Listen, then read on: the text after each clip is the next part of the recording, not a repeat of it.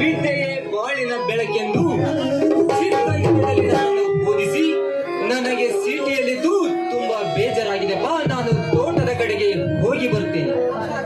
ಜಯದೇವ, ಸಿಟಿಯಿಂದ ಬಂದು 2 ದಿನವೂ ಆಗಿಲ್ಲ. ಕಾಲೇಜು ಪರೀಕ್ಷೆ ಅಂತ ತುಂಬಾ ಬೇಸರವಾಗಿರುತ್ತೆ. ಇವತ್ತು ಮನೆಯಲ್ಲೇ ಇದ್ದು ವಿಶ್ರಾಂತಿ ತೆಗೆದುಕೋ. ನಾಳೆ ಬೇಕಾದ್ರೆ ಹೋಗುವಂತೆಪ್ಪ. ಅಪ್ಪ, ಎಷ್ಟು ದಿವಸ ಅಂತ ಮನೆಯಲ್ಲಿ ಇರಕ್ಕಾಗುತ್ತೆ? ನಮ್ಮ ತೋಟ ಅಂದ ಮೇಲೆ ಇವತ್ತೆಲ್ಲ ನಾಳೆ ದುಡಿಯಬೇಕಪ್ಪ, ದುಡಿಯಬೇಕು. ಜಯದೇವ, ನೀನು ನನ್ನ ಹಾಗೆ ತೋಟದಲ್ಲೇ ದುಡಿಯಬೇಕಾಗಿದ್ದರೆ ನಿನ್ನನ್ನು ಇಷ್ಟು ದಿನ ಓದಿಸುವ ಅವಶ್ಯಕತೆನೇ ಇರಲಿಲ್ವಲ್ಲಪ್ಪ. ಅಂದರೆ ಏನಪ್ಪ ನಿನ್ನ ಮಾತಿನ ಅರ್ಥ? ಮತ್ತೇನಪ್ಪ ಜಯದೇವ, ನೀನು ಹೇಳುತ್ತಿರುವ ಮಾತನ್ನು ಕೇಳಿದರೆ ಸರ್ಕಾರಿ ನೌಕರಿಯನ್ನು ಮಾಡದೆ ಹಿಂದಲ್ಲ ನಾಳೆ ಆದರೂ ನಾನು ತೋಟದಲ್ಲಿ ದುಡಿಯುತ್ತೇನೆ ಅನ್ನುತ್ತಿದೆ. ಜಯದೇವ, ಯಾಕಪ್ಪ ಪರೀಕ್ಷೆಯಲ್ಲಿ ಏನಾದರೂ ಫೇಲ್ ಆದೆಯೋ ಹೇಗೆ? ಏನು ಹೇಳ್ತಾ ಇದೀಯಪ್ಪ?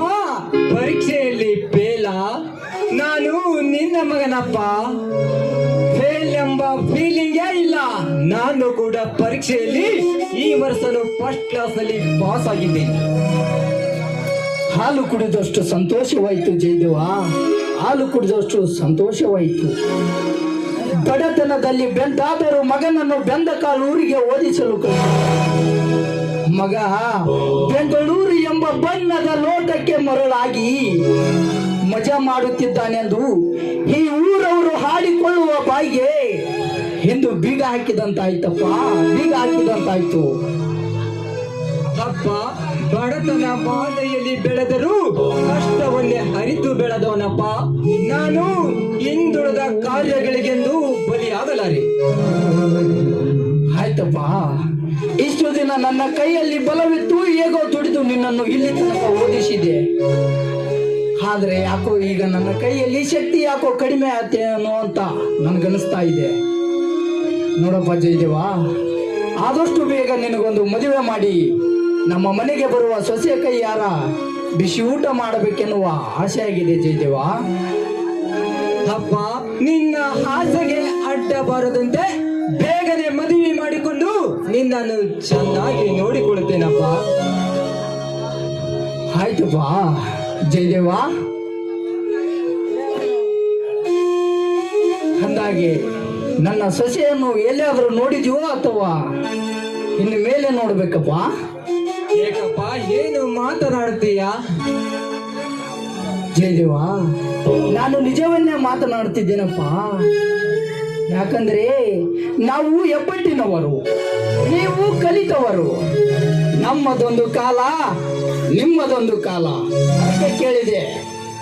ಹಾಗೇನಾದ್ರೂ ಇದ್ರೆ ಹೇಳಪ್ಪ, ಸಂಕೋಚ ಪಡಬೇಡ. ಅಪ್ಪ, ಅದು ಹೇಳು ಜಯದೇವ್, ಅದಕ್ಕೇಕೆ ಸಂಕೋಚ? ಅಪ್ಪಾಜಿ, ಇದೇ ಊರಿನಲ್ಲಿ ಮೊನ್ನೆ ತಾನೇ ಒಂದು ಹುಡುಗಿಯನ್ನೇ ನೋಡಿದ್ದೀನಿ. ಯಾರಪ್ಪ ಅವಳು? ಅವಳು ನಮ್ಮ ಸದಾನಂದನ ತಂಗಿ ಸಾವಿತ್ರಿಯಪ್ಪ.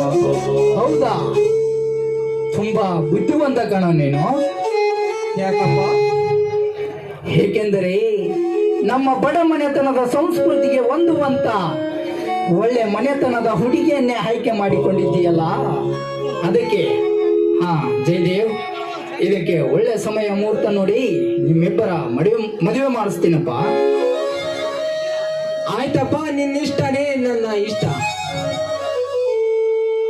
ಹಾ ಅಪ್ಪ, ನಾನು ತೋಟದ ಕಡೆಗೆ ಹೋಗಿ ಬರ್ತೇನೆ. ಹಾಗಲಿ ಜಯದೇವ್, ಬೇಗ ಹೋಗಿ ಬಂದು. ಅಪ್ಪ, ಹಳೆಯ ನಮ್ಮ ಮನೆಯಲ್ಲಿ ಪಾರ್ಟಿ ಇದೆ ಅಂತೆ, ಹೋಗಿ ಬರೋಣ. ಸರಿ ನಡೆಯಪ್ಪ.